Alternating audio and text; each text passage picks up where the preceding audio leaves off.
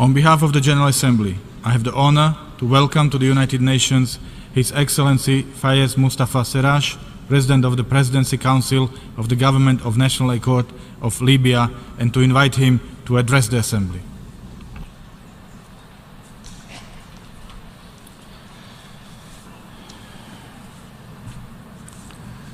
السيد الرئيس ميروسلاف لايتشاك أصحاب الفخامة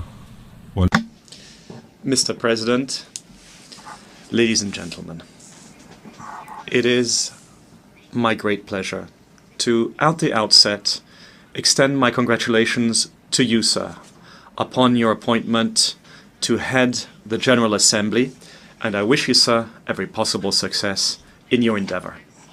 I would also like to convey my gratitude to your predecessor, Mr. Peter Thompson, for all the efforts he made, as well as wish him every possible success in his future endeavors. I would also like to note the very wise efforts of Mr. Antonio Guterres, Secretary General. And these efforts continue, aimed at implementing the principles and purposes of the United Nations, peace, security, and human rights. President, you are aware of the challenges facing my people in these very trying times, the ones which my country has experienced since the revolution of February 2011 and its consequences, to wit, war and the negative involvement of a number of states. We have made efforts to mitigate and attenuate the suffering of our people and to achieve palpable success. However, a great many problems remain, and they won't be resolved without joint work within my country and with friendly states, as well as within the United Nations, to enable my people to forge the rule of law and democracy in our country. I should like here to refer to the efforts undertaken by all those who have worked to find a political settlement to the crisis. I'd also like to thank a number of states and organizations, including regional international ones, for the assistance they have lent us, aimed at achieving stability in my country. The League of Arab States, the African Union, the OIC, and the United Nations, amongst others. I'd like to seize this opportunity to welcome the new Special Envoy, Mr. Hassan Saram. I wish him every possible success and hope he comes up with rapid solutions to the current crisis. The political agreement which the Libyan people have achieved following 2 years of negotiations remain the cornerstone to tackle the various problems and to forge the institutions of state. We're undergoing a transition to ensure that we can coexist and that we can leave the past behind us and stabilize our country. The Presidential Council of the Government of National Accord is the fruit of all this work. It's an essential branch needed to implement and carry out national reconciliation with everyone's participation, without anyone being excluded. Since the very outset, we were determined to face up to the crises which we are experiencing, and despite the difficulties which we have experienced, and we have done this based on wisdom and patience. And we had a number of problems to resolve, and we put an end to violence in Tripoli and in other Libyan cities. Law enforcement and security agencies have started to discharge their mission. A number of embassies have returned, including the United Nations mission, which will return in the near future. Certain displaced individuals have returned to their home cities. Others, however, haven't done so yet, as a result of a lack of services. And these services have been undermined as a result of the military confrontation. But we continue to work to restore peace and security and to get rid of spoilers. In the economic field, we have been able to produce 1 billion barrels of oil, or rather 1 million barrels of oil per day, up from 150,000 in March 2016. We also have to mitigate the suffering experienced by our people during this period. And we cherish the hope that with a return to security and with the provision of the necessary financial resources and a resumption of activity by foreign firms, we will be able to build up our state. We demand that the embargo on frozen assets be lifted because as a result of this embargo, the Libyan state loses close to $1 billion a year. And we do hope that this will happen, especially in the current circumstances of an improving situation.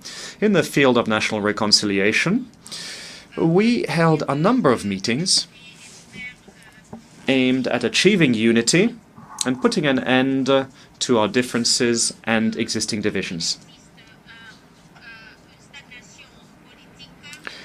There is a certain amount of political stagnation as a result of the fact that one side wishes to take all decisions itself. We therefore see that the majority is not able to implement the political agreement. Thus, in July, we presented a roadmap to extricate ourselves from this crisis, which provides for a referendum, presidential and parliamentary elections next year. And the roadmap sets up a Supreme National Council for Reconciliation, which should tackle such issues as amnesties and so forth during the transition period. This was reaffirmed during the Paris meeting, which achieved consensus concerning our move forward towards democracy and the peaceful settlement of problems via elections rather than armed confrontation. And this, of course, with the exception of the war against terrorism, which must continue. And it also involves restoring the National Army and our executive branch. In the field of the fight against terrorism now, we have tried and were successful in freeing the city of Sirte and from Daesh and the city of Benghazi and other cities around the country. Problems remain, however, in tackling the consequences of these terrorist organizations seizing all these cities. We'd like to pay tribute to the memory of our martyrs who laid down their lives to liberate these cities around Libya. We'd like to reiterate the need for a strategic partnership with all friendly states, especially the United States of America, and we'd like to thank America for the support provided aimed at putting an end to the actions of these terrorist organizations. All here should understand that the fight against terrorism is not over. There are new hotbeds of tension and terrorism. They fled both Iraq and Syria and have come to our country.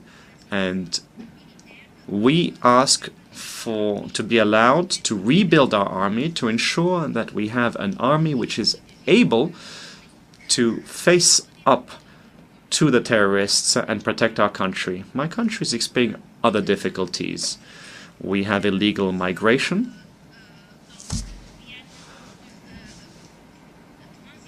A number of migrants enter the territory of my country and use it as a transit country on their way to Europe. Libya suffers just like other states from this. It's a burden on our already very limited budget and has a number of adverse security and economic consequences.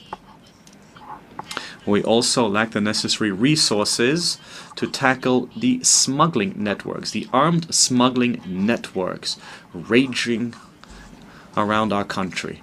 This is a problem, and we would like to thank all those who have provided us with assistance, especially Italy, who provided assistance in the form of training in the recent past in a number of cities.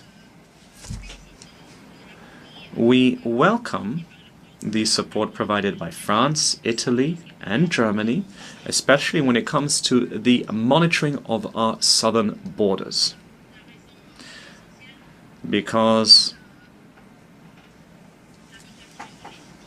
this is where most migrants, illegal migrants, cross, and we do not possess the necessary capabilities to tackle this problem. So we have the problem of migrants, refugees in Libya, and the need to provide them with the necessary assistance. The government of national accord is working to provide them with every possible assistance, and we welcome the assistance provided to us by humanitarian organizations, especially in the form of shelters. We would also like to return these refugees rather than grant them citizenship in our country. The summit in Paris, which European states and Libya participated in, saw the emergence of an agreement aimed at restoring stability throughout Libya through a political solution, and it agreed on the need to provide us with the necessary assistance and to fund development programs in the countries of origin of these migrants. Human rights is something that my country is wedded to. Since the revolution of 2011, we have come up with a plan to promote this. We've adopted a number of laws to promote human rights. But as this is a transitional period following the revolution, and we're still working to restore the authority of the state throughout the country, this of course has had an impact, and this of course has had an impact on the security situation around the country. And the Presidency Council rather,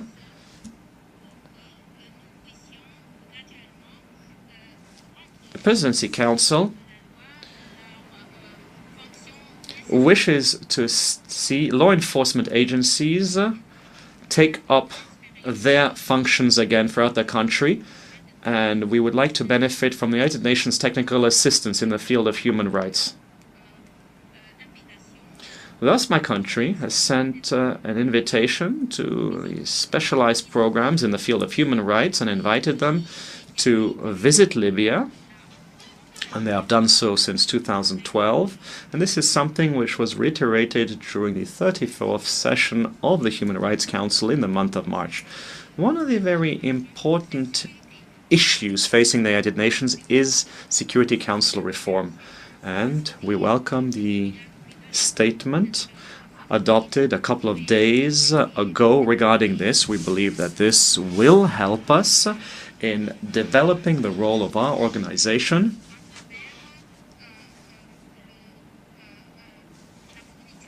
through the provision or the granting of a permanent seat to the African continent within the Council, in keeping with the Uswelini Consensus and the Sirte Declaration. The situation in the Middle East remains an absolute priority.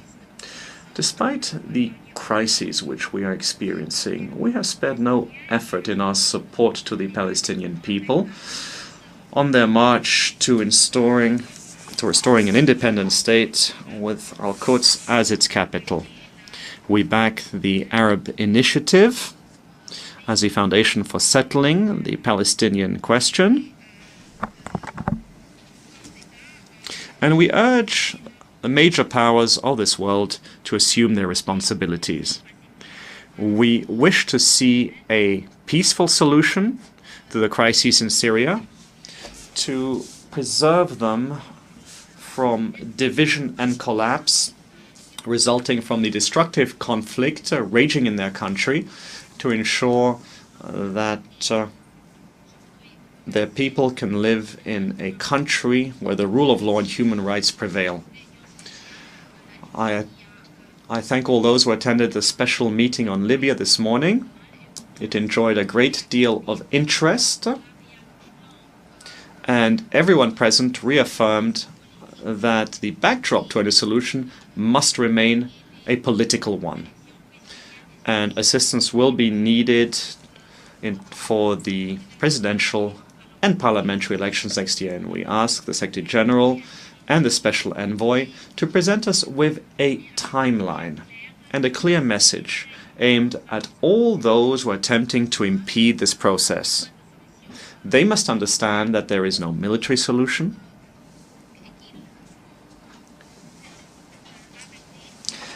and that we have